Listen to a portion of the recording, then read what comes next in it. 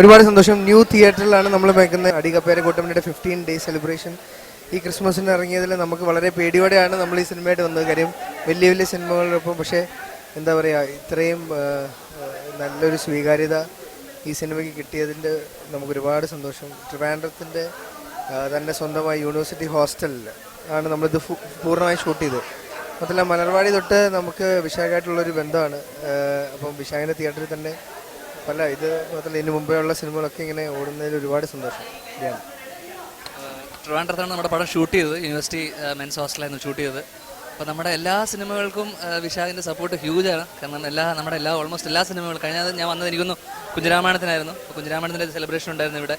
അതിന് മുന്നേ സെൽഫി, തട്ടം തൊട്ടിട്ട് എനിക്ക് തോന്നുന്നു അല്ലേ, തട്ടം തൊട്ടിട്ട് നമ്മുടെ എല്ലാ സിനിമകളും എന്ന് വെച്ചാൽ നമ്മുടെ ഒരു ഫോർച്യൂനാണ് വിശാഖി പറഞ്ഞ പോലെ.